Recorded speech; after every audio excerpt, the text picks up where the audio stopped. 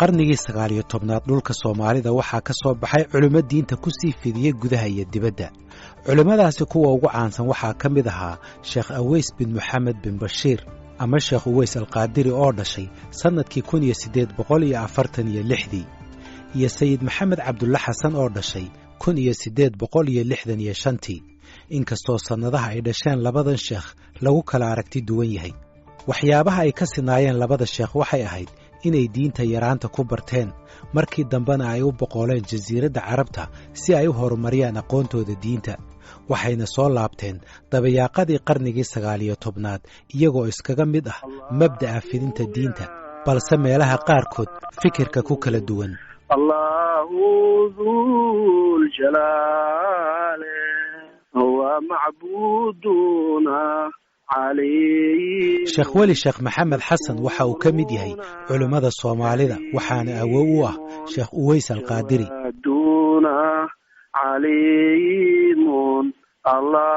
toban sano wax ka yar ayuu Sheekh Aweys ku xafiday Qur'aanka Kariimka ah.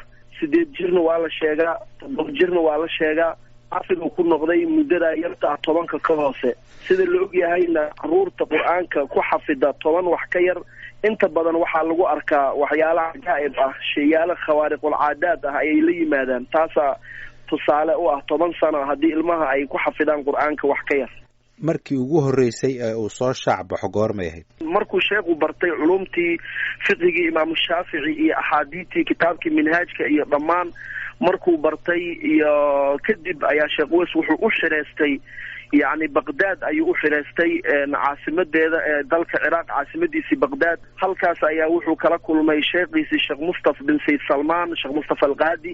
markii uu dalka ku soo noqday Sheekh Aweys Al-Qaadiri waxa uu la soo laabtay isagoo xambaarsan hadaf weyn oo ahaa fidinta diinta.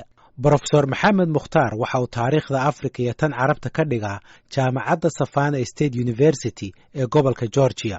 waxa uu ka mid yahay taariikhyahanada sida gaarka ah u darsay Sheekh Aweys Al-Qaadiri. wuxuu soo noqonaya Sheekh Aweys 1882 buu ku soo noqonaya dalka asigoo soo maray meelyo badan oo geeska Afrika, Harar oo kale, Qulunqul oo kale, Baraaw ku soo noqonaya. markuu Baraaw yimaado de wuxuu sitaa wax la yiraahdo ijaaza waa degree, yani dariiqooyinka khaliif kastaba markuu qof khaliifaayo wuxuu siiyaa ijaaza. wax la yiraahdo macnaheeduna waa literally waa adigoo de degree dhameeyay, jaamacad baad ka baxday ama masters baad samaysay. marka waa master qof oo wax soo bartay dariiqadii shahaadadeedii buu wataa. shahaadada waxaa ka mid ah yani oo aan laga murmi karin, waxaa la soo siinaya Baqdaad baa laga soo siinaya khidmigii ama timbrihii dariiqada, waxaa la soo siinaya silsiladii dariiqada iyo meeshuu ka geli doona asiga, waxaa la soo siinaya calankii dariiqada iyo maryuhu qaadan lahaa iyo waxaa la soo kaatun. waxyaabo badan baa jira oo hortay oo lagu cadeynayo dariiqadu ninka khaliifka ka ah. Sheekh Aweys waxaa lagu tilmaamaa inuu ka mid ahaa culimadii sida weyn ugu faafisay diinta wadamada Afrika ee kulaala badweynta Hindiya. waa kan mar kale Sheekh Weli Sheekh Maxamed Xasan oo uu awow u yahay Sheekh Aweys Al-Qaadiri.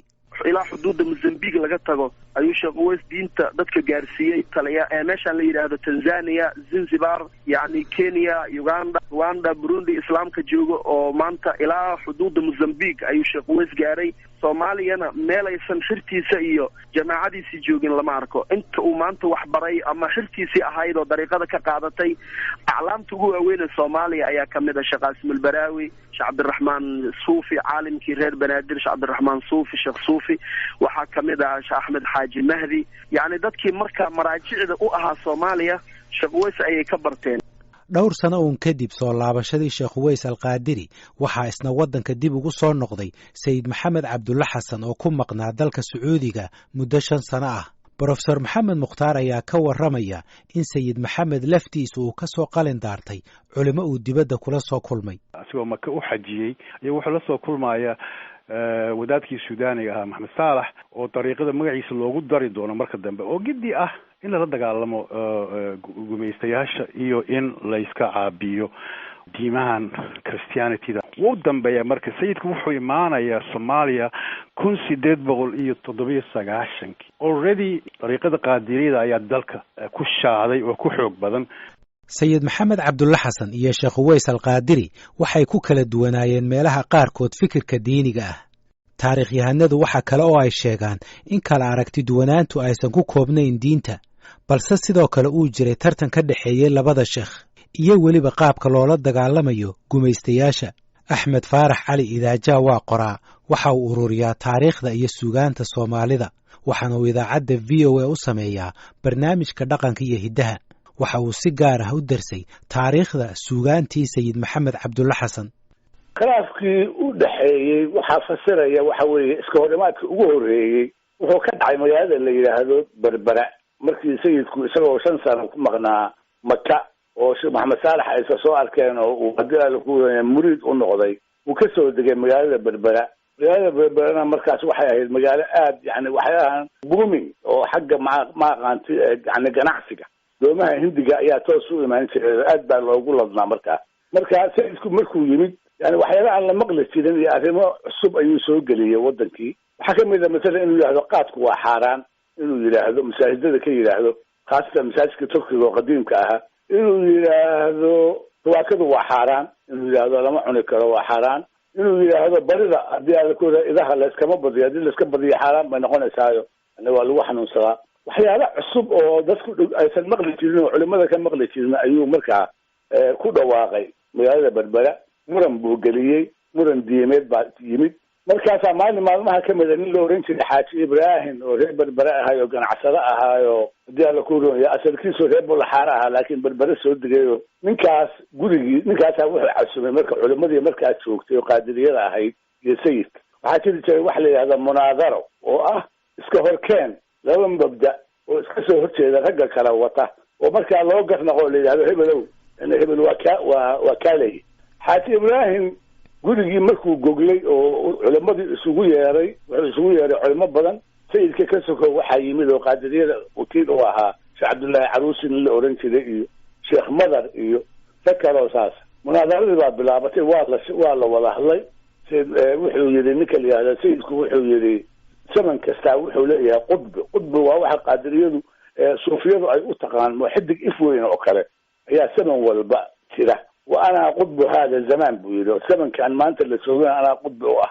sheekh cabdullaahi caruusi oo macallin u ahaan jiray baa markaa wuxuu yidhi ow maxamedow anigu soo macallin kuuma ahaan jirin, waadii ahaan jirtay buu yidhi, laakiin markaad macallinka i ahayd waa ku dhegaysan jiray, anigu hadda anaa macallin kugu noqon kara oo kaa aqoon badan i dhegayso. sheekh cabdullaahi caruusi waa xanaaqay oo wuxuu yidhi alla magaalo aad joogto waa berberuu sheegaya oo la gediyi waayey xarge ilaahay ku hayaa xoog badanaab. sayidku markuu arkay marka arrintii inay xawaabka wadaatay wuu qaboojiyey, nin siyaasi ah buu ahaa oo yidhi sheekh cabdullaahi caruusi waa magaalo adigu aad joogto adaaba jooge sidee baa haddii alla kuu roon yahay ilaahay u gediyaya. xerta sayid maxamed cabdulle xasan waxay bilaabeen inay eedeymo u jeediyaan qaadiriyada. xerta sheekh uways alqaadirina way ka jawaabeen. brofesor maxamed mukhtaar ayaa sharaxaya hadalladii iyo magacyadii ay labada dhinac isku tuurtuuri jireen.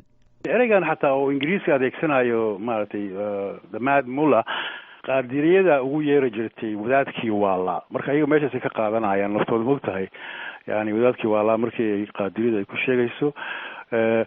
saalixidiina waxay leeyihiin kuwa kani waa yani waa kuwa oo kaafiriin ah oo waayo waxay aaminsan yihiin tawasul wax la yidhahdo oo yani tawasulku waa in maaragtay aad usii mari karayso markaad ilaah wax weydiisanaysid waxaad u mari karaysaa nabiga aad u mari karaysaa cid kale aad u mari karaysaa meesha medium inuu jiri karaayo ayay aaminsan yihiin, taasoo ah tan wahaabiyada maanta maaragtay ay diidan tahay oo kale. marka waxyaabahaas ay isugu yeerayeen marka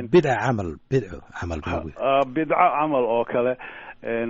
qaadiriyada runtii aada u afdheereed xilligaasi masalan yani waxbay qoraayeen qaadiriyada mogtahay qoraallo badan bay sameynayeen, waxay adeegsanayeen af carabiga bay adeegsan jireen oo marka qoraaladooda markaad fiirisid yani waxaad arkaysaa masalan sheekh cabdullaahi qudbi oo kale oo markuu sheekh uways la dilay kabacdi soo baxaaya kutubadiisa waxaad ku arkaysaa as-sakiina dhaabixa oo yani saalixyadu waa midi oo dadka jaraysa oo kale, cala alkilaab annaabixa oo eeyaha qaylinaya oo kale. yani waxyaaba badan bay isugu yeeri jireen oo oo maaragtay oo laisku cambaareyn jiray ayaa jira.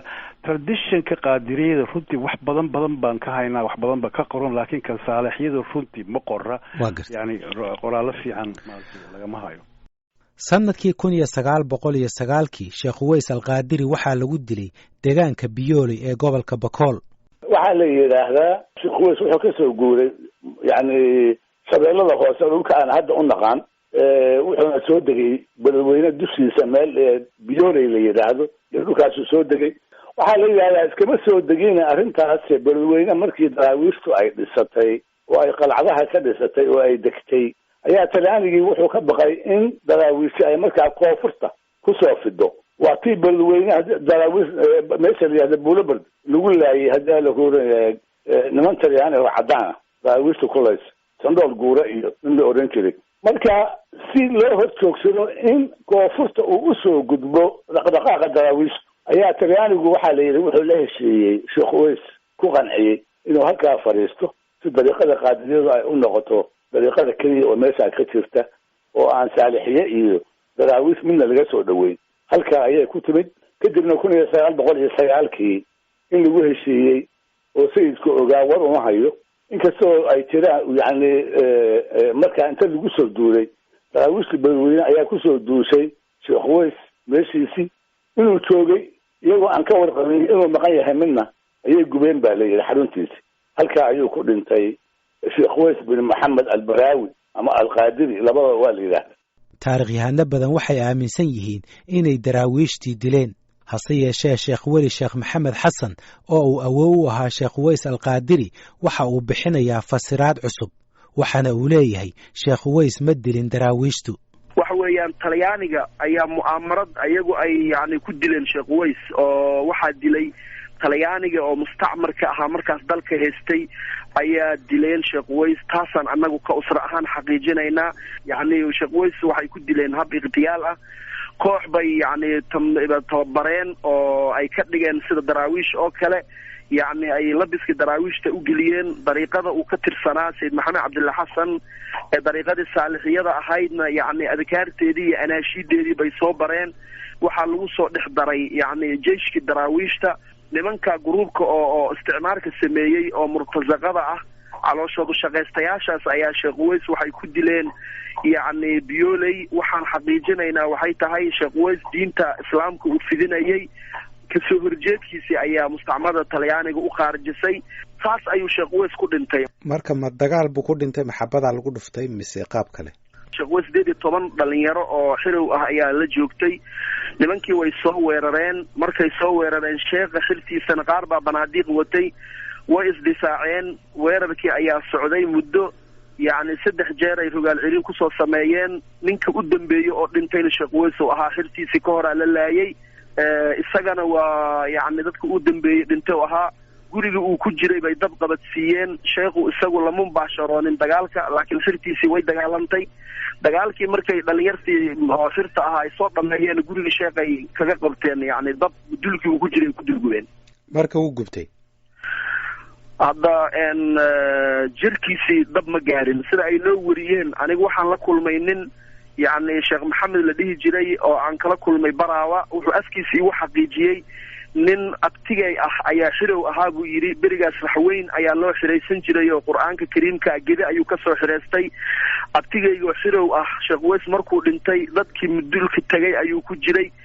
dabkii dhexdiisa ayaan gacmaha la galnay buu yidhi. Sheekh Uways oo aan gubanin laakiin nafta ka tagtay, jirkiisana sidiisi yahay ayaan kasoo dhex bixino igu yidhi sheekha Sheekh Maxamed la dhihi jiray oo dhintay, oo markaas ii sheekaynayaana 80 jir ahaa. isagaa ii sheegay. asna waxaa u sheegay abtigiisa oo xirow qur-aan usoo doontay ahaa markaas Bakool. haddaba yaa dilay Sheekh Uways Alqaadiri? Axmed Faarax Cali Idaajaa waxa uu leeyahay way caddahay inay daraawiishtu ka dambeeyeen dilka Sheekh Uways Alqaadiri, waxaana uu daliilsanayaa suugaantii Sayid Maxamed Cabdulla Xasan. waxaa jira marka tixgabay oo aada moodo sayidku markuu maqlay inuu aada ugu faraxay geeridiisa. uu leeyahay wuxuu ku tilmaamaya markaa inuu talyaaniga xiriir la lahaa. wuxuu dooqaneeyo kufriga dali la meeraabo dembiguu falaya Aways loogu dawgalay canda degobla gootan dilaa roobka noo da-aya buu. gabaycaankaas ayaa jiray. oo diiwaanka sayidka ku jira oo aada muddo sayidku inuu haddii alla ku reeyo ku faraxsan yahay. dad kale culimo oo dhinaca suufiyada u badan siiba qaadiriyada oon la hadlay iyagu waxay leeyihiin dadka dilay dirayskii daraawiishta way wateen sidii daraawiishtan way u labisnaayeen qaabkoodiina way lahaayeen laakiin waxaa hawshaasaa u qabanqaabiyey talyaaniga oo dadkaana labiska u soo geliyey laakiin dilka iyo qorshihiisa waxaa iska lahaa talyaaniga. warkaas waxa ka jira lama arko. sababta waxa weeye talyaanigu sabab uu sheekh Uways ku dilo maba jirinba. maxaa yeelay dagaalna lama ogelin kamana soo horjeedin. talyaaniga waxay cod ahaayeen wuxuu ahaa daraawiishtuna waxay joogtay beledweyne ayay joogtay. marka cidda keliya oo sheekh Uways codka la ahayd daraawiish bay ahayd ma ahayn talyaani. doctor cabdiraxmaan cabdulaahi baadiyo waxa uu ku takhasusay taariikhda islaamka. waxa uu ii sheegay in khilaafka u dhexeeya labada dhinac uu gaarsiisnaa inay diinta iska saaraan. taasina waa tan keentay ayuu yidhi dilka sheekh Uways alqaadiri. sayidku wuxuu rumaysnaa asugu inuu ka yahay dalka Soomaaliya ruuxii madaxda muslimiinta ahaa. ruux kastoo isaga aan raacinna wuxuu ahaa ruux joogaya oo la diriraya. sidaa darteed marka sidaas ayaa waxaa uga abuurma calaaqaad xun ayaa ka abuurma. marka waa la isgaaraysiiyey sida hadda adduunyada haddaba ka dhacda dadka markay isdiriraan ee dadka diinta islaamka ah markay colaadu ay kululaato waxa waaye diinta la iska saaraa. marka qaadiriyaduna diintay ka saareen saalixyaduna diintay ka saareen. maxaa jira laba ruux oo muslim ahoon diinta muslimka iskula jira oo diin sheeganaya maba isdili karaan ilaa inay isgaalaysiiyaan oo ruuxaas waa gaalo la yidhaahdo oo lagu justifikaaro dilka la dilaayo. sidaasaa marka waxa waaye ayaa nimankan qaadiriyadu waxay ahaa niman si nabad ah diinta u fidiya gaar ahaan koonfurta Soomaaliya ka hadlaynaa. sheekh Uways albaraawi iyo xadkiisii waxa waaye si nabad ah oo tartiib u socosho ahay dadka diinta u gaarsiinayeen. sayidkuna waxa waaye waa hubaysnaa qoryo haystay dagaal ku jiray isticmaalka uu la dagaalamay waxa uu la dagaalamay wax la wixii ka soo horjeestoon asaga raacin oo asaga aan aqbalin inuu hogaankii muslimiinta Soomaaliyeed inuu yahay. halkaas marka waa la isku dhacay. sidaas darteed ayaa waxa waaye sheekh Uways albaraawi ayaa waxaa lagu dilay marka meeshan hadda biyoolay la yidhaahdo saasay ku dhacday. marka waxaan u malayhayaa aniga inaan laga been sheegi karin colaada ka dhaxaysay qaadiriyada iyo saalixyada waqtigaas. sayid maxamed cabdulle xasan waxa uu dhintay 20 Disembar 1920. waxaa la aaminsan yahay inuu u dhintay xanuunka kaneecada. hase yeeshee geeridiisa ka hor waxaa jebiyey gumaystihii Britain. xilligaasi oo sayid maxamed cabdulle xasan uu u baxsaday deegaanka Iimey halkaasi oo lagu aasay. hase yeeshee khubarada Soomaalidu waxay aaminsan yihiin in laga saaray goobtii lagu aasay sanada ka hor kadibna la geeyay deegaan lagu magacaabo Jarjari oo ku yaala Itoobiya. khubarada gobolka ismaamulka Soomaalidu waxay sheegeen in xabaasha uu ku aasan yahay aysan caddayn loona tilmaamay 22 xabaalood midkood kuwaasi oo ku yaala deegaan lagu magacaabo Raydiito oo ka tirsan gobolka Baali. waxayna sheegeen in lagu heli karo oo keliya hidda-raace ama DNA. dhinaca kalena sheekh Uways alqaadiri waxa uu haatan mootan yahay 110 sano. waxaana uu ku aasnaa deegaanka biyooley ee gobolka Bokool tan iyo sanadkii 2009 markaasi oo al-shabaab ay qabsadeen deegaankaasi kadibna ay burburiyeen qabrigiisii iyo mawliciisii iyaga oo sida la sheegay wixii ka haray xabaashiisana ku aasay meel qarsoodi ah. Allahu dhul jalaale intaasi waxaa ku dhan taxanihii ku saabsanaa sida ay diinta islaamka ku soo gaadhay geeska Afrika oo ka koobnaa 4 qaybood. haddii aad seegtay qayb ka mid ah barnaamijyadan waxaad ka dhagaysan kartaa qaybta galka baarista ee voasomali.com.